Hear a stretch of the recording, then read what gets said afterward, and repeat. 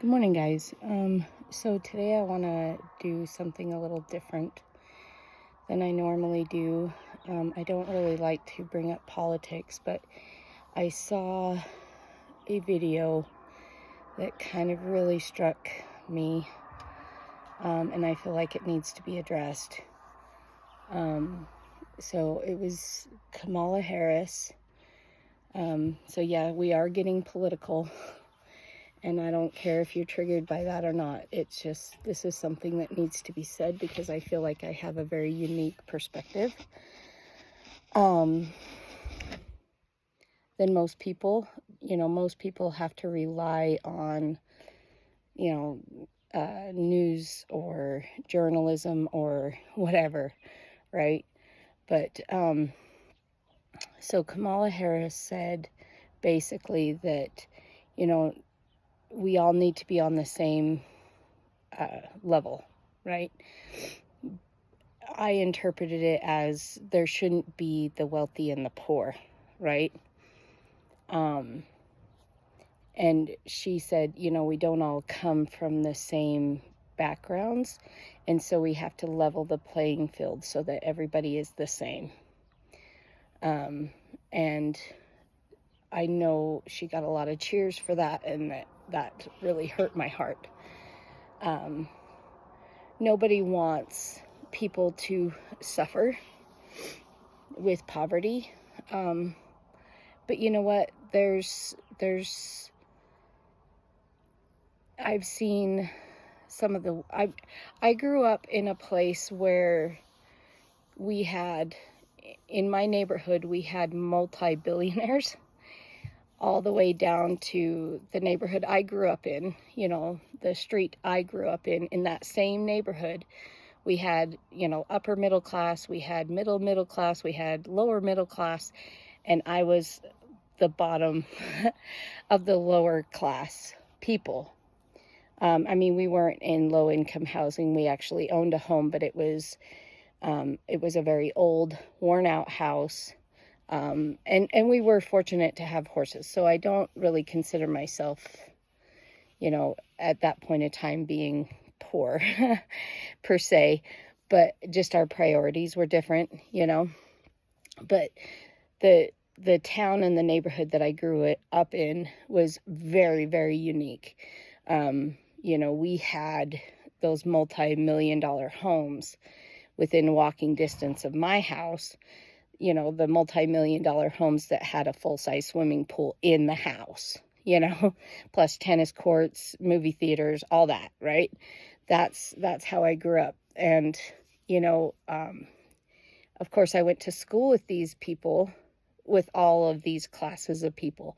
And one of the things that I found was that you couldn't tell who was living in those multi-million-dollar homes unless you knew them. They really were some of the most kindest, the gentlest, the most humble classmates that I had. A lot of them, you would go to their house to do like a science project or something, like one of those team science projects, and you're like, wait, you live here? Like one friend of mine, you would have never guessed, but we walked into his kitchen, and you looked to the left and there was his kitchen. You looked to the right and there was a full-size swimming pool, right, in his house. And so, but he was just one of the most kindest, and he wasn't the only one. Like, I have 4 or 5 different instances where stuff like that happened, where I was like, whoa, I thought you were middle class or low class like I was. That's how they acted. They didn't wear the Gucci and the Gap and they just wore normal clothes. So, but my point is that I saw them going through things that were probably more traumatic than what I went through, being in extreme poverty per se, because like I said, we had horses. We struggled to put food on the table. My parents struggled to put food on the table, and we wore hand-me-downs. We never had new clothes. Our house was worn down. It was old. It was, but we did have horses. We had old trucks and horse trailers to haul them in. We didn't have anything nice to haul them in. They were rust buckets, right? But we paid cash for them.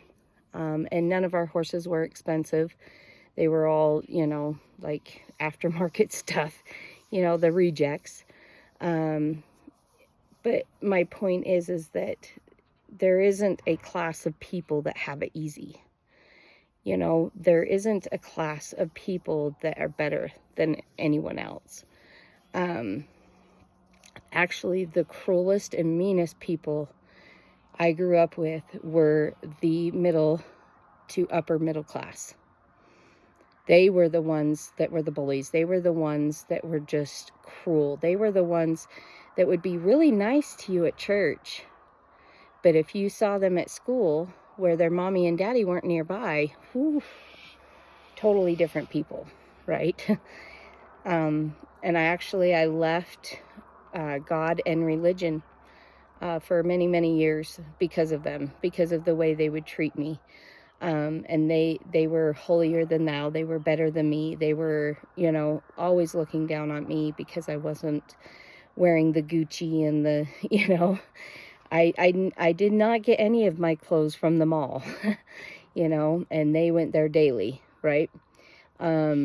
So yeah, there isn't a class of people that has it better than anyone else. Did my friends that live in the multi-million-dollar homes, did they have to eat top ramen? Probably not. Were they forced to eat stale bread because they couldn't afford, fresh bread? Probably not. But they had their own issues. And if you didn't take the time to listen to them, you wouldn't know that. And like I said, some of them were more difficult than what I was going through. But anyways, so Kamala was saying we all need to be on the same playing field. We all need to be on the same level. There's no rich, there's no poor, blah, blah, blah, blah, blah. Right? And it kind of brought to mind a conversation that I had probably in 2014. We had gone to, my husband and the kids and I had gone to an EMT conference because my husband's an EMT. And we were staying at a hotel. My husband was at the conference, so I took the kids to the pool at the hotel. And this was on a major interstate, so there was lots of people from all over the place, Yeah, so the hotel was right on a major interstate. Anyway, so I was watching my kids, play in the pool, and I could hear this lady, she had 2 kids. I could hear this lady talking a different language to her children. But she also spoke English to them, but she had that very, very heavy accent. And so I knew she wasn't from here, from America. But I also knew she could, speak English. And so I approached her and I said, okay, I have to ask, where are you from? And she's like, we're from Denmark. And I was like, oh, what are you doing here? And she's like, well, my husband had a work trip that he had to go on, and we decided to come with him. And I was like, oh, that's so cool, And they were just stopped overnight, we're going to leave later on that afternoon. And anyways, we got talking, and she said that in Denmark, she had to fight for 2 months in order to take her kids out of school for 2 weeks. Actually, they were only missing 3 days, okay, because of the timing in the year. Her kids were only going to miss 3 days, the last 3 days of school. And she said she had to fight the school district for 2 months in order to take her kids out of school for the last 3 days. This was after all their testing and everything else was done. These were just, like our public school system, the last week, they just pretty much goof off, right? And so they were not missing any, anything important those 3 days. And anyway, she had to fight for 2 months, the school district, to take her kids out of school for 3 days and take them out of the country. That was the biggest part of it, was that she was taking them out of the country. And that should bug everybody hearing this, okay? And we got to talking, and, she said that if like, your child is sick, only the school nurse has the authority to say your child is too sick to come to school. And so I was like, whoa. I was like, wait. So if your child is puking and has been puking for, all night long, you still have to send them to school, even though they're still actively puking? And she said, yeah. I was like, what if they have a fever of 106?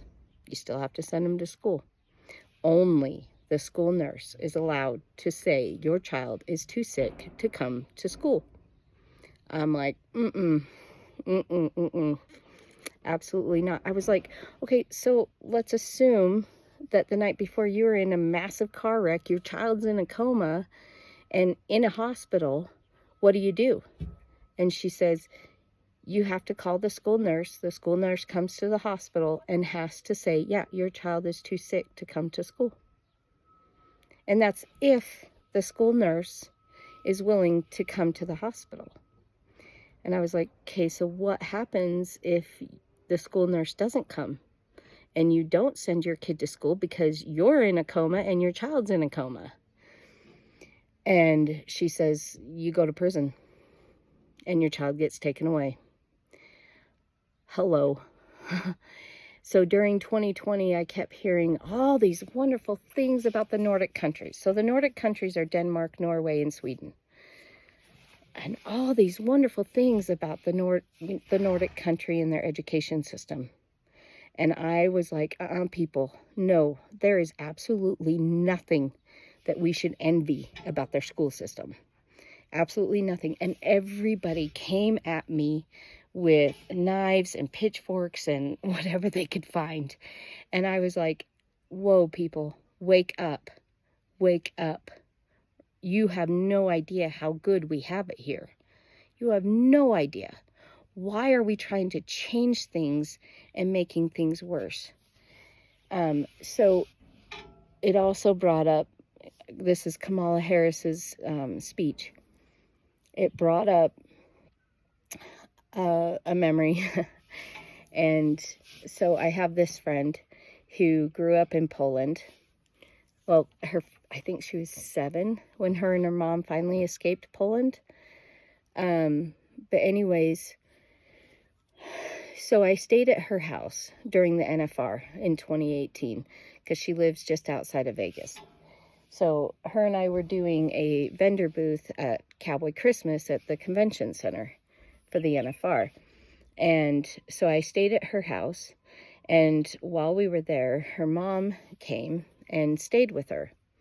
And I had so many conversations with her mom. Absolutely loved her.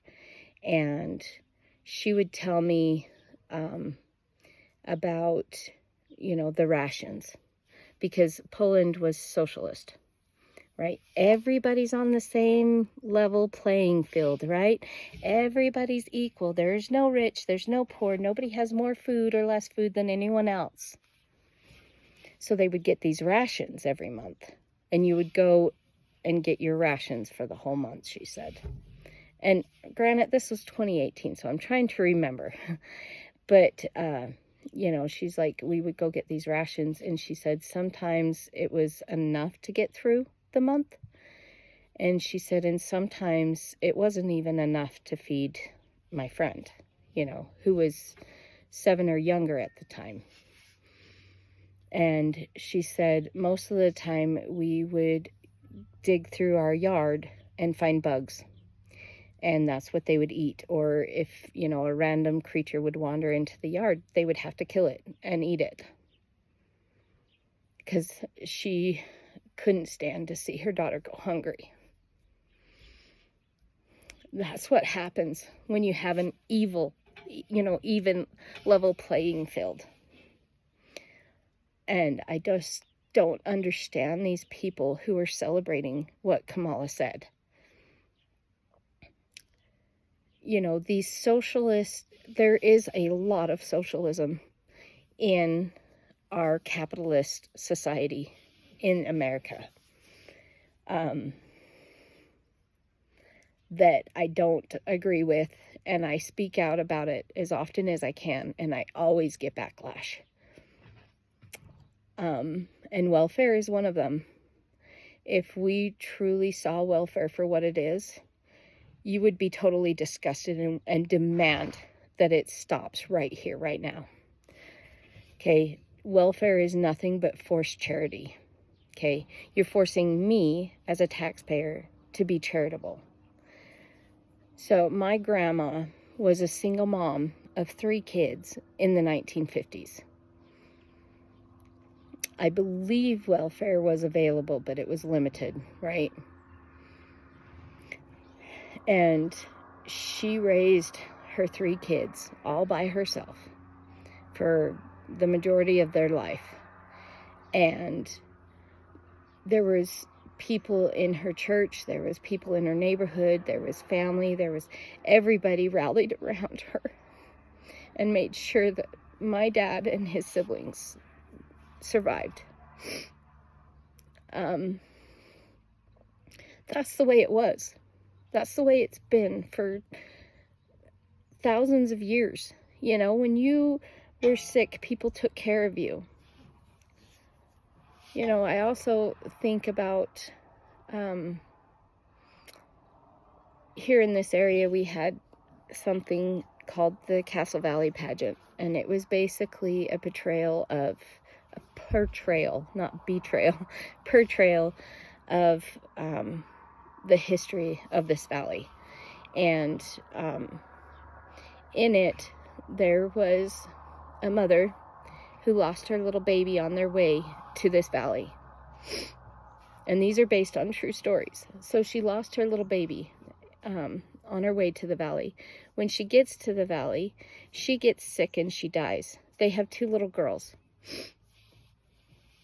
And then, a while after they've been here, the dad's raising the 2 little girls on his own. And the whole community rallies around him and helps him. But then it shows that he passes away. He gets sick. And the whole community rallied around his little girls, and they took care of them. And this is based on a true story. This was the Wild West, right? It didn't get any feral than the Wild West. But that's the way it was. If you fell on hard times, your whole community, your whole tribe, everybody rallied around you and they helped you. And my dad is living proof of this. Because my grandma didn't, if welfare was available, she didn't take it. The church helped her out a lot, but, that's what churches are for. But anyway, that's the way it should be, and that's the way human nature is. We naturally gravitate towards that. That's why you have the animal activists and the environmentalists and all these activists, right? That's our human nature, is to take care of each other and to take care of our world, right? If farmers and ranchers were left alone, you would find that they take very good care of their animals. They take very good care of the land, and they will always make the choice that's best for the land, with few exceptions. With anything, you're going to have the 1 or 2 people that are greedy and selfish, right? But for the most part, you're going to find people that honestly care, because it's in their best interest. If you're not taking care of the land, you're not going to have a crop next year. If you're not taking care of your livestock, you're not going to have, calves to sell, right? Like, this is what people don't understand who don't live this life, right? And, you know, I made a post on Facebook this morning. It was showing in my stories, it was showing my daughter, she's learning how to tie goats. And I posted it with like, look how good she's doing learning how to tie goats. And, anyway, and then I was like, you know, there's going to be people that see this that don't understand. You know, they're going to think it's cruel that we're tying up these goats. And so I reposted the same video and I just, you know, took out the look at how good she's doing text and put in, Kate, you realize that there is a practical purpose in this. Not only in tying goats, but the goat tie roping, the team roping, all that stuff. It does have a practical purpose for it. That is still in practice today. If you went to any type of ranch today, you would see it in practice. Sometimes as you're going out checking on your animals, you'll find one that's sick or injured, and you have to separate that animal from the rest of the herd, right? Because the animal's natural instinct is to stay with the herd, and they will do everything that in their power and what strength they have left to get away from you, and to stay with the herd. And so we have to find ways to separate them so that we can help them. And then once you get them separated, they're going to fight you like heck because, you know, they don't understand. They don't understand that you're there to help them.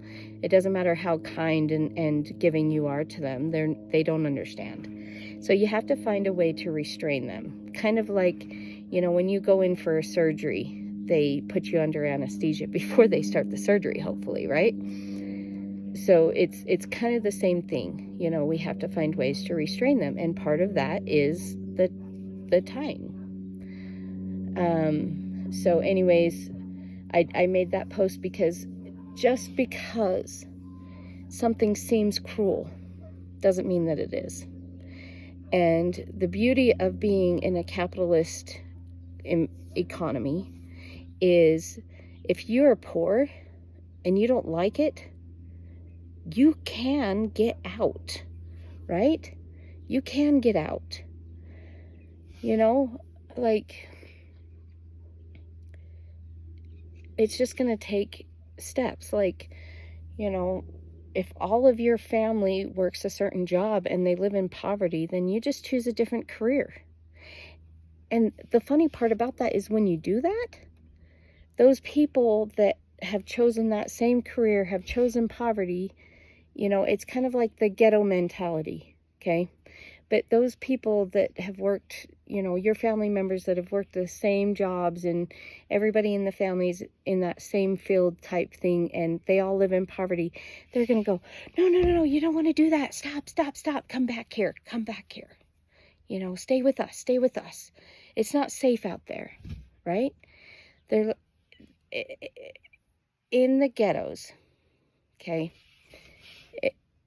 If you talk to anybody that's grew up in the ghettos and left, they'll tell you this, and did better for themselves, they'll tell you this, that they will fight you to the death to get you to stay. They don't like it when you leave, okay? So here's the thing, when you start doing better for yourself, everybody that has a victim mentality is what it is. Those that have the victim mentality will fight you to the death to get you to stay at their level. You know, we have to take care of each other. We have to, you know, no, you don't. You're not obligated to take care of anybody but yourself, your spouse, and your children.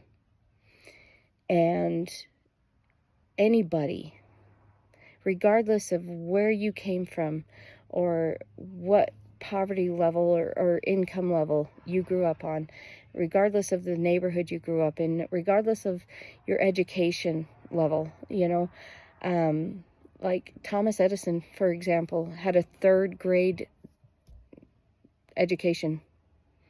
Thomas Edison, You look at all the things that he was able to do, most of which was stolen, by the way. But you look at all the things that he, well, wasn't necessarily stolen, but he took credit for other people's work, but he sometimes would pay them to take credit. But that's not the point. The point is that and Abraham Lincoln never stepped foot in a school until he was an adult. He taught himself how to read and write using the Bible, which was the only book he had available. So it's like, look at all the good that he did, right? So your education means nothing. I don't care if you have a college degree or you never step foot in a school. It doesn't matter, right? You are in control of your destiny. You. And if you're not where you want to be, you have nobody to blame but yourself. And that is the beauty of a capitalistic economy. Okay? With socialism, it looks really good on paper, right? But here's the kicker. Socialism almost always turns into communism. Okay? And there is nothing good that comes from communism. There's never been an instance where communism was a good thing for the general public. What happens is you give full control to one or two people. Full control. So if you have somebody that, has the interest of the people at heart, then it's good. But the minute somebody comes in who doesn't, or that good person changes their mind, which happens when you give that much control to one or two people, okay, you end up like my friend who grew up in Poland with a cup of rice to last you an entire month. I'm just dumbfounded at the people who celebrated Kamala's address. This is why it's important to not just study the happy and flowery history. This is why it's so important to not villainize the people in our history. Oh, well, so-and-so did this, and so-and-so did that, and Christopher Columbus this, and I don't care. Okay? I want to teach my kids the good, the bad, and the ugly. Okay? Because every single major player in our history did have bad things. They had skeletons in the closet, right? And guess what? You have skeletons in the closet. So what right do you have to judge? So each one of them had skeletons in the closet. So what? Each one of them made bad choices. So what?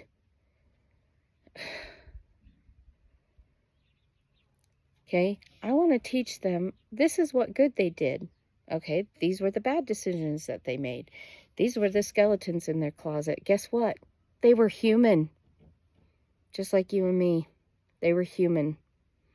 And you know what? I serve a God who is going to judge me, not necessarily on what I do, but why I do it. You know? Like, if I was abandoned as a child, I'm going to have abandonment issues. And I'm going to make decisions based off of that. Right?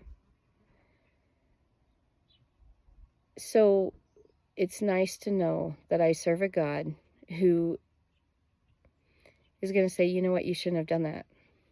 But I know why you did it. And I understand. I know the pain that you went through. And I understand.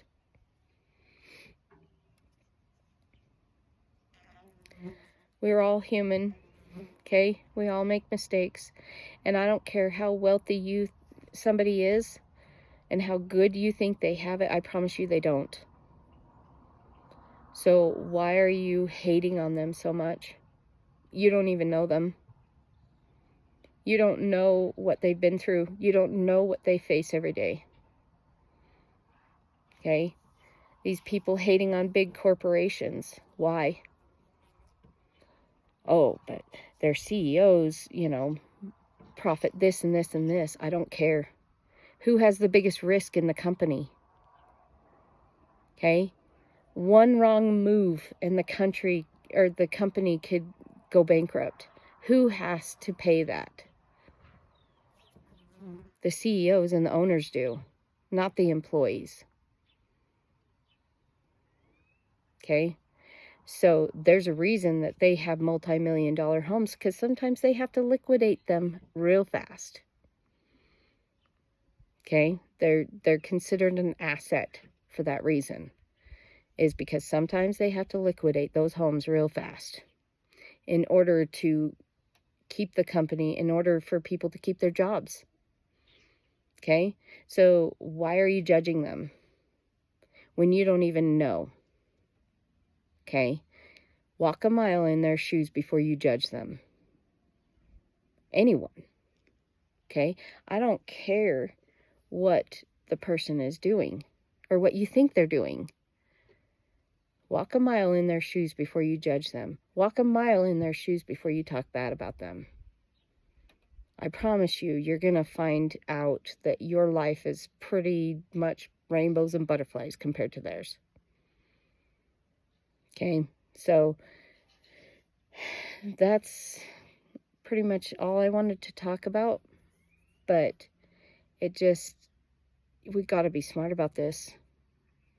Okay? I know her words sounded really good.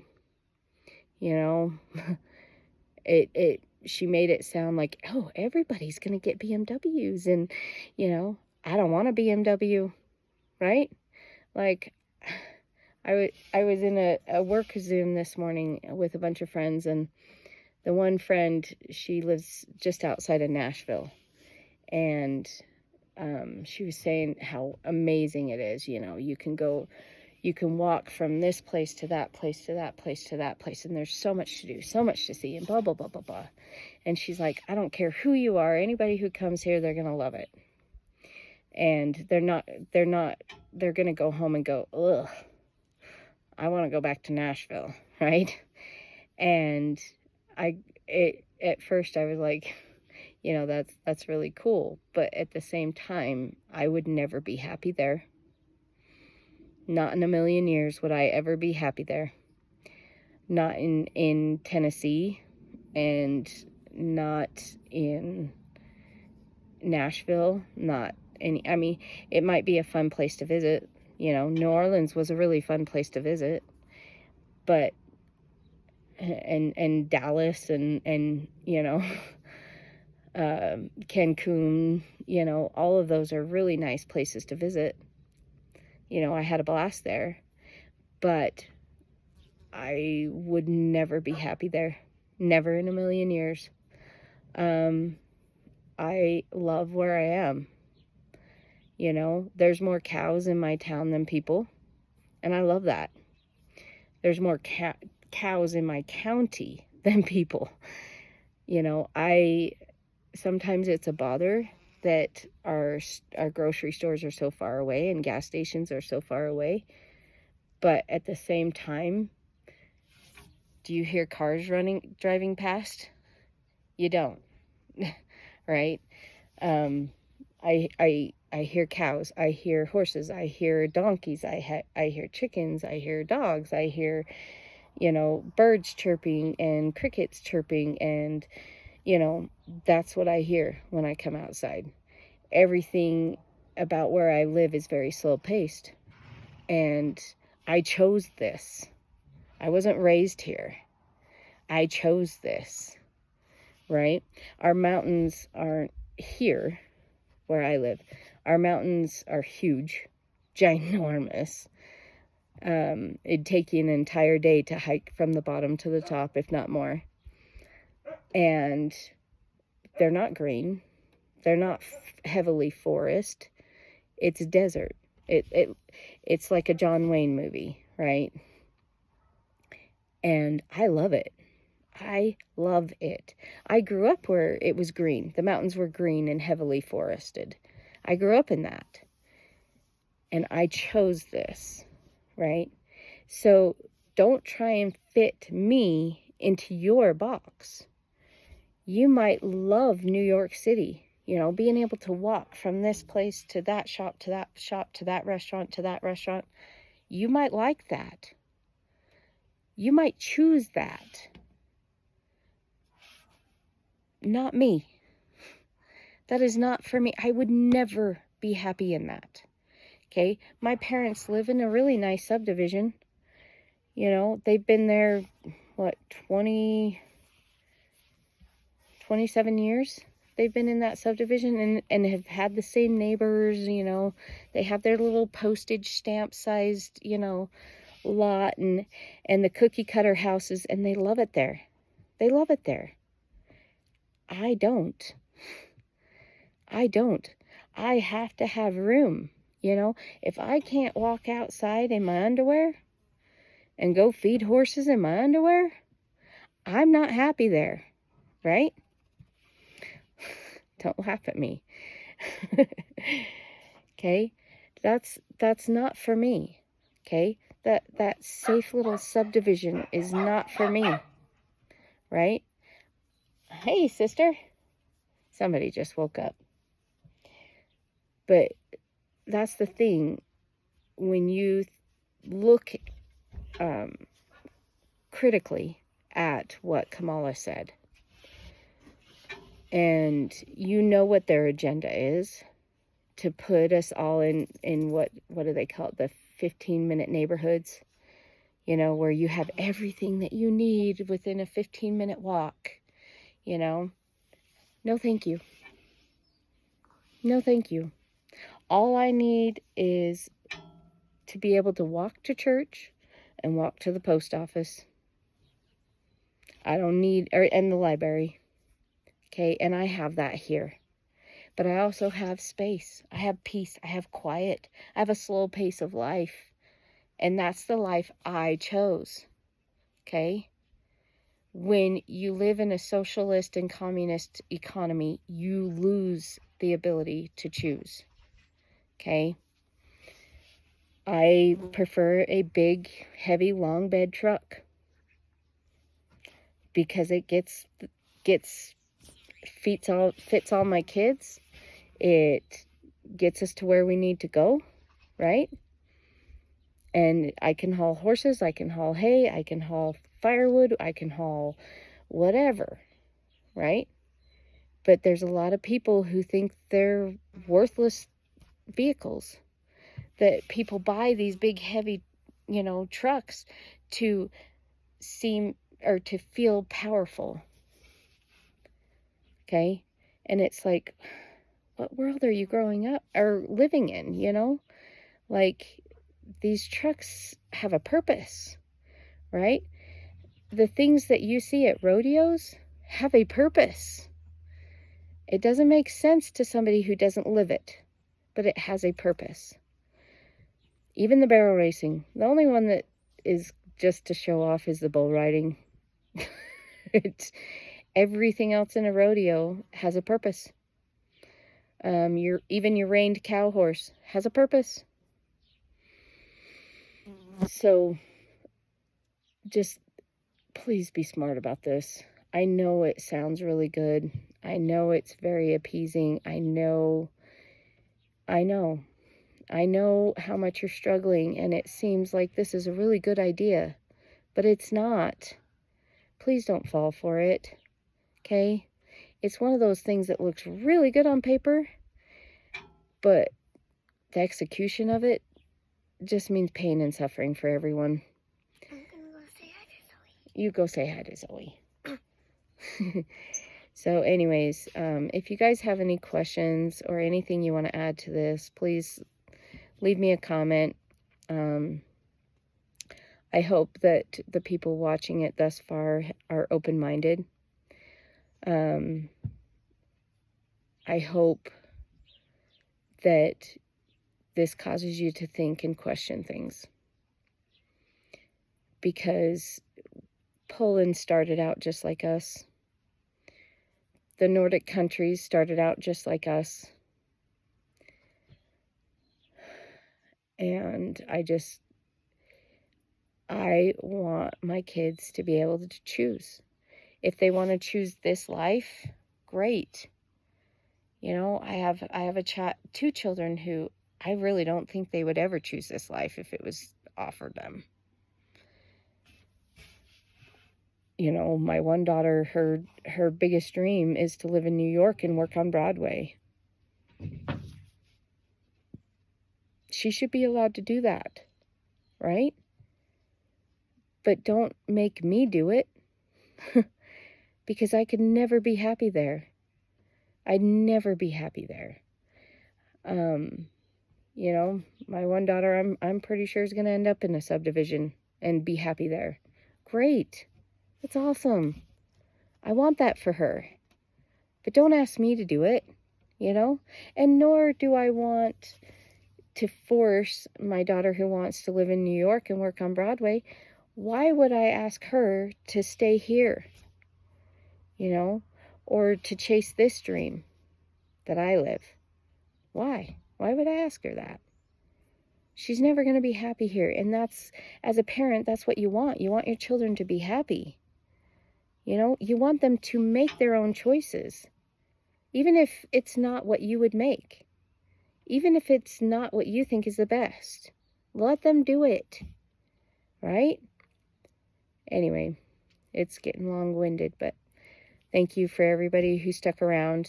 Thank you for everybody who listened with an open heart and an open mind. The biggest thing right now is to be teachable. The biggest thing right now is to ask questions. The biggest thing is to look at things unbiasedly, right? If you're Democrat, listen to the Republicans. If you're Republicans, listen to the Democrats. Where can we find common ground? Where can we have civil discussions like this, where we can discuss this type of stuff and share our experiences, right? And share our thoughts and our opinions and why. Why do we have these thoughts and opinions? Okay? This is how we prevent a Poland or a Venezuela. The grass is not greener on the other side, I promise. You have to be happy where you're at now, okay? And the fact is that this government was never meant to have the overreach that it has now. That was never the intent, and it's not in our good interest or our best interest. Taxes, welfare, they don't help anybody, okay? They have not helped a single person. They haven't. I don't care. Okay, when you look at the cost compared to the benefit, everybody gets hurt. So, anyways, that's my thoughts for today. I know I've said this 1,000 times already, and then I just keep talking, but I hope you guys have a wonderful day. Please leave a comment below. Yep. So, anyways, we'll talk to you later. Bye.